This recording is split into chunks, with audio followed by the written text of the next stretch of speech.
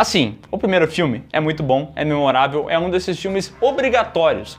Agora a continuação não é bem assim, né? Lá vem. Como o primeiro filme fez sucesso e deixou um gancho impressionante que envolveu o próprio presidente dos Estados Unidos, era óbvio que uma continuação viria e não demorou para isso acontecer.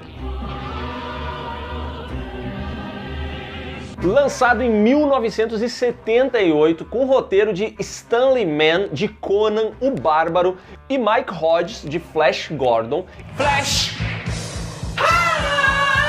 Save the universe! Damien, a Profecia 2 tem direção de Don Taylor, do memorável A Ilha do Dr. Moreau. Moreau onde? Na ilha.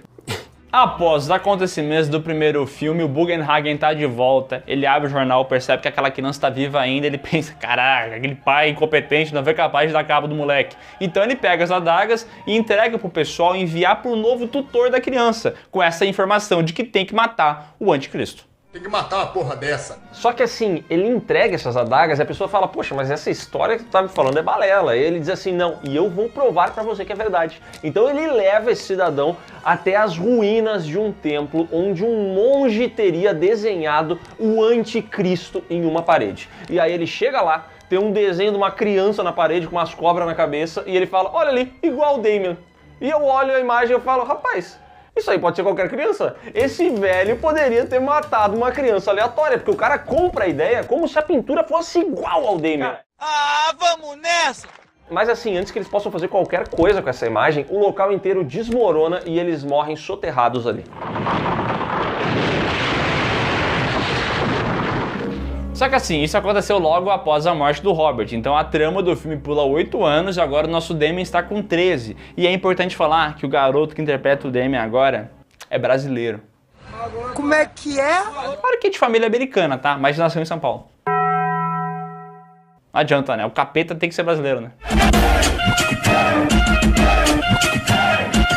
E aí a gente vê esse garoto vivendo com o presidente dos Estados Unidos. Só que não, porque esse filme aqui ignora completamente qualquer tipo de relação que essa criança podia ter com o presidente. Então ele simplesmente tá vivendo na casa dos tios dele e aquela cena lá com o presidente foi só pra deixar a gente preocupado, assim, tipo, uou, o que será que vai acontecer?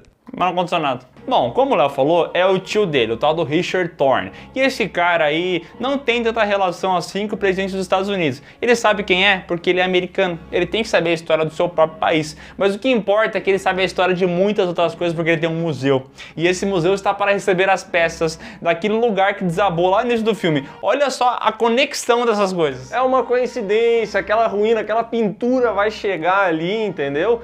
E assim, se o Damien já traía muita coisa ruim com 5 anos, imagina agora que ele tá com 13 anos de idade. E a tia-avó dele é a única pessoa que percebe isso. Ela tá rodando ali pela casa dos Thorne, aí ela percebe que o Damien é muito amigo do primo dele, o Mark. E ela chega pros pais, pro Richard, pra esposa e fala, ó, esse menino aí tira ele de perto do Mark que vai dar ruim. Influência ruim. Esse menino é influência ruim, esse menino aí ele fuma vape, esse menino ele joga videogame, ele gosta de desenho, isso daí é um perigo, entendeu? Moleque do caralho, amor. Você tem que dar umas cacetadas nele. Só que a família não leva isso a sério. Resultado, quando a tia-avó chega no seu quarto para dormir, aparece ali um pássaro preto. Que agora a gente não tem mais o Pyong Dog. Aqui nesse filme ele foi substituído por esse pássaro com poderes hipnóticos. Provavelmente é o urubu do Pix, porque quando a véia olha pra esse pássaro, começa o efeito sonoro do Aquaman aqui.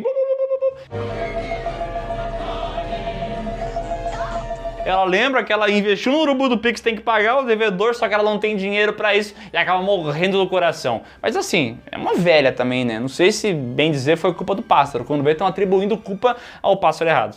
Acredito que não, porque esse pássaro é perigoso e a gente vai ver isso. E quem também é perigoso é o Damien, que chega na escola com o Mark. Aí eles estão numa escola militar, aí tem uns bullying que começam a provocar o Mark. E aqui a gente vê que o Damien realmente ele já tá treinado. Agora ele é praticamente o professor Xavier dos X-Men, porque ele só de olhar para um menino faz esse garoto se contorcer de dor, sofrer muito e jurar que nunca mais vai fazer nada de mal pro Mark. E enquanto isso, o Richard tá no trabalho dele. Ele tá fazendo não sei o que no museu, aí ele tá envolvido com a política. É uma trama tão interessante quanto assistir a TV Senado. Chato. Cara, isso aqui é qualquer chatice que você imaginar. Eles ficam mostrando uma empresa que está agora fazendo investimento para acabar com a fome no mundo, com umas plantas lá, e você não sabe o que você está assistindo. Tem relação com nova ordem mundial, com esse esquema do anticristo. Tem essas partes da Bíblia que eles meio que passaram para a história do filme, só que eles fazem isso da maneira mais desinteressante do mundo. Os caras estão falando do potencial apocalipse e eles conseguem fazer isso ser chato. Como? Sem saber que era impossível, ele foi lá e fez? Um bom motivo para ser chato é que eles não conseguem focar em alguma coisa. Então, enquanto tudo isso tá rolando, começa a surgir personagem do nada. Aparece uma jornalista que tá atrás de informações, que começa a suspeitar que o Damian seja o anticristo. Aí ela vai atrás dele na escola, ele olha para ela, faz o barulho do Aquaman. E quando essa mulher sai de lá e vai para uma estrada, quem que aparece? Aquele maldito daquele urubu que tá perseguindo ela. O urubu tá olhando ela de longe. Por quê? Por quê? Porque ela deu 50 esperando receber 500, não é aquela história? E aí, olha só como é a vida, né? Quem vai atrás desses golpes tá sempre querendo tirar vantagem, entendeu? Só que, cara, quem quer ser malandro acaba sendo mané. E é o que acontece com essa jornalista aqui, porque ela tá achando que vai ganhar uma grana e o que ela recebe é o urubu que vai atrás dela e agora ele ataca a mulher. A mulher tá na estrada, o urubu ataca ela, faz ela cair no acostamento. Tá, esse é só um negócio, tá? Me explica um negócio. A pessoa acabou de ser atingida pelos olhos, ela tá cega. Ela tá surda? É que o urubu ataca ela nos olhos, então ela cai no acostamento. E aí ela vai pra estrada e ela não tá enxergando. Mas por quê? O urubu atacou ela, Mas a parte mais surpreendente é que ela, sem enxergar, tem uma carreta gigante vindo, o maior caminhão bitrem da história. E o som é assim, ó. Ele tá vindo. E ela fica ali no meio da rua e se transforma num boneco que acaba sendo atropelado por essa carreta. E cara, essa cena é incompreensível. A mulher acabou de ser cegada. A gente entende, ela não tá vendo as coisas. Mas ela continua ouvindo. E até dizem que quando o cara fica cego, a audição até melhora, né? Não, e outra coisa, esse ataque do urubu, ele me pega demais, porque quando era um Rottweiler, eu entendo. O Rottweiler vai te atacar e, cara, isso é perigosíssimo. Agora, o urubu, ela conseguiu deixar o urubu acertar ela nos dois olhos dessa burra do caralho. Porra, acertou em um olho, faz alguma coisa, sai correndo, protege o outro. Não sei, cara. Eu não sei se eu tô superestimando a minha força, mas eu diria que qualquer pássaro da terra eu venceria no X1. Talvez uma arpia, uma águia, eu talvez não conseguiria ali me defender, porque ela sem garra e tal, um bico. Mas assim, quase qualquer pássaro do mundo tu dá cabo. E a pior parte da cena, obviamente, é quando acontece o atropelamento, que eles literalmente arremessam um boneco no caminhão, mas arremessam de uma maneira assim que, cara, parece Hermes e Renato. É muito claro o que eles estão fazendo, dá pra ver que a produção se esforçou pra que todo mundo percebesse que é um boneco. O boneco quer rir. O Damian tá cada vez mais diabólico e agora ele tá cheio de seguidores. Ele até parece uma blogueira, entendeu? Tem um monte de gente que segue ele, fica paparicando o rapaz, menos o tio dele. O tio dele não faz isso. Mas as pessoas que estão ali atrás dele falam o seguinte: rapaz, você tem que ler a Bíblia. Vai lá ler a Bíblia que você vai ver um negócio bem legal relacionado a você. Ele lê as páginas, não entende nada, mas pensa que é Jesus. Mentira. Ele percebe que ele talvez seja o anticristo que é dito na Bíblia. E ele vai até o banheiro, pega um espelho, procura ali a marca da besta nele e ele encontra. E ele pensa assim: caraca, eu sou um demônio. Ele pega e sai correndo, vai até o laguinho, olha pro laguinho e pensa: fazer o quê, né? E aí, em exatos 12 segundos, Damian aceita que ele realmente é o anticristo. Tá no inferno, abraço capeta, né? Por onde ele passa, acontecem mortes, entendeu? Esse menino, ele realmente coloca uma luva de cozinha no braço e começa a andar com aquele urubu pra cima e pra baixo. Então ele vai num jogo de hóquei, lá com o primo Mark, com a família, o quê? Tu viu que eu usei uma piscada, né? Aí, tu viu bem na hora que eu falei o quê? Hóquei, que lembra o quê? Rock, que é o quê? Música do ó. Rock é música do demônio. Aí ele vai até esse jogo de hóquei, o urubu aparece, uma das pessoas cai embaixo do gelo, num lago, morre ali. Primeira morte. Depois eles vão fazer uma visita nessa empresa que tá fazendo alimento pra todas as galeras e tal. E aí eles estão lá olhando as paredes e daqui a pouco ele olha pra um cano, fica assim olhando pro cano. O cano explode, mata um cara, fere outras pessoas, mas ele não sai ferido.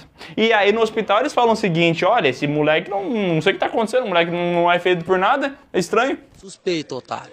Suspeito. Um médico examina então o Damian e percebe que no sangue dele tem traços de chacal. Agora, a luz tá piscando, é impressão minha. Cara, a droga da luz do Piuí nunca piscou. Agora ela tá piscando. Bom, tem traço de chacal, não é que ele tinha... Como ele sabia, como que ele tinha essa amostragem do sangue do chacal? Eu não sei, mas ele tinha. E aí o que acontece com esse médico logo depois? Ele entra no elevador, o elevador despenca e ele morre. Não com o elevador despencando, mas com os cabos que entraram ali, cortaram ele. Adamantium, né? Aí o pessoal tentou fazer um efeito especial que deu completamente errado mais uma vez. Outra vez? Assim, mas pelo menos...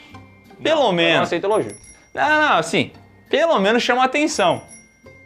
Não tô dizendo que é bom, mas é uma morte que chama atenção. Tu tá ali vendo o filme, dormindo, você fala... Ô, cara, que isso? Entendeu? Pelo menos te acorda. Tal qual o boneco sendo arremessado num caminhão. Esse filme tem momentos que te acordam, porque enquanto você assiste, você dorme, né? É isso.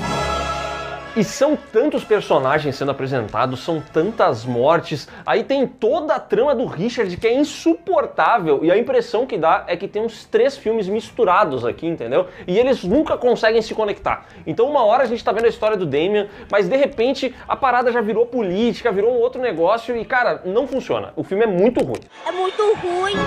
As adagas, os restos, coincidentemente, chegam lá na casa do Richard, ele começa a analisar isso, um funcionário chega e fala, olha, esse desenho aqui, ó, parece o Damian, estranho, não quer dar cabo do moleque não, mas o Richard não quer saber de guerra nenhuma, só que o garoto Mark, o primo do Damian, escuta essa história aí, vai lá tirar satisfação com o moleque e fala, ô tu é o capeta? E fala, tu é o demônio? Demônio, você tá aí? E aí o Damian falou, sou o demônio não, rapaz, sou o demônio não. E o Mark fala, você é o demônio sim. Ele bota o moleque na parede, o Damian fica puto com isso aí, fala, olha meu, tu cala essa tua boca, senão você dá um pau. E o Mark, ele fica naquela ali, entendeu? Ele, não, tu é o demônio e tal. E aí, cara, o Damian lança uma encarada fatal. Não adianta, né? A encarada fatal, ela é muito nervosa, né? E nesse filme aqui, realmente, é encarada seguida de infarto. E depois desse enterro, um outro funcionário chega pro Richard e fala, Richard, você precisa ver a pintura, sério mesmo, o desenho é igual, papo reto. E o Richard, cara, o Richard é o pior tipo de corno que existe, porque todo mundo sabe que ele é corno, e esse corno desse corno não quer saber. Então ele fala assim, eu não vou ver, até que o cara finalmente convence o corno a ir lá e ver o que tá acontecendo. Só que quando eles estão chegando perto da onde tá a tal da pintura, esse cara acaba morrendo esmagado por 2 trens. E aí fica as perninhas de boneco falsa pendurada Essa lá. morte é engraçada, né, mano? Que isso, velho? Só que depois disso, o Richard, ainda sem ter certeza se é corno, se o Damian é mesmo o anticristo, ele fala assim, bom, quer saber? Eu vou acabar com a vida desse moleque, vai ser agora. Me desculpe, mas vou ter que fazer um negócio. Enquanto o Richard vai lá buscar as adagas pra acabar com o Damian tá numa festa e aqui mostra que ele é malandrovski, entendeu? Ele não leva uma garota, leva 2 garotinhas, entendeu? Ele fica ali só no papinho, ó, eu sou o capeta assim, quer ver o cabelo demonhão aqui? Fica nesse papinho. E o Richard vai falar com a esposa dele, fala, olha, temos que matar o moleque é o capeta. E daqui a pouco vem um grande plot twist. Plot twist que muda a história de planetas, que é o seguinte, a esposa do Richard é uma aliada de Damian e mata o velho corno.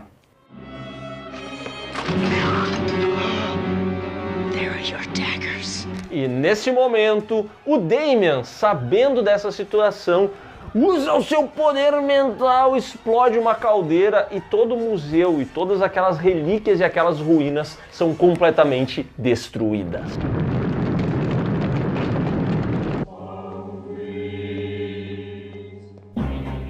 Damian, a Profecia 2 custou 6,8 milhões e faturou cerca de 26,5. Mas a recepção da crítica foi bem abaixo do primeiro filme. Isso porque, de fato, esse filme tem um roteiro muito confuso, tem várias histórias paralelas acontecendo, é a empresa que quer acabar com a fome, é o Damian na escola militar, é o tio corno, é gente morrendo na geleira, é um monte de coisa, nada conecta com nada. E vou dizer uma coisa, tá? Na história do Piuí, eu já vi muitos filmes chatos. Eu lembro de Atividade Paranormal Parte 4, insuportavelmente chato. Lembro, sei lá, de mais um monte de filme de terror ruim, mas esse A Profecia 2 é um dos filmes mais chatos que eu já vi na minha vida, cara. Oi, é uma batalha contra o sono isso aqui. Esse filme aqui é uma luta contra o sono. Ele não tem nada de terror que tinha no primeiro. Ele tem várias cenas muito trash, muito mal feitas. Assim, os efeitos especiais realmente condenam todas as cenas de morte do filme. Só que ele tem um mérito que muitas pessoas que gostam, ó, da música do diabo não assumem. Que elas dizem que a música The Number of the Beast, do Iron Maiden, é baseada em A Profecia. Mas já foram dadas declarações pelos membros da banda de que a música é, na verdade, baseada nesse filme aqui. Porque depois de assistir ele, os caras tiveram um pesadelo e aí foi a partir disso que nasceu a música. Então esse é o mérito do filme e provavelmente esse pesadelo está relacionado também ao filme ser muito ruim, né? Porque a gente também teve pesadelos com esse filme aqui. Cara, um castigo, não indico de maneira nenhuma. Só que é o seguinte, meu amigo, a gente entende uma coisa muito perigosa sobre a profecia. E eu já vou fazer essa profecia pra você, tá? O que vem a seguir pode ser até pior. Então é isso, pessoal. Se você gostou desse vídeo, dá um like aqui embaixo, se inscreve no canal, marca o sininho e comenta. Você já assistiu o primeiro A Profecia? Já assistiu o segundo? Esse eu acho difícil, né? Porque quase ninguém viu. Mas se você assistiu, deixa aqui a sua opinião. Não esquece também de conferir os links que estão na descrição do vídeo. Ali você vai encontrar o PeeWeeCast, que atualmente ele está no Spotify. Ele é o nosso podcast que está rolando lá e que em breve vai mudar. O podcast vai mudar. Vai mudar. Vai mudar muito. O podcast vai mudar e o podcast também vai mudar o mundo. Vai ser tipo a besta, sabe? Vai acabar com o mundo.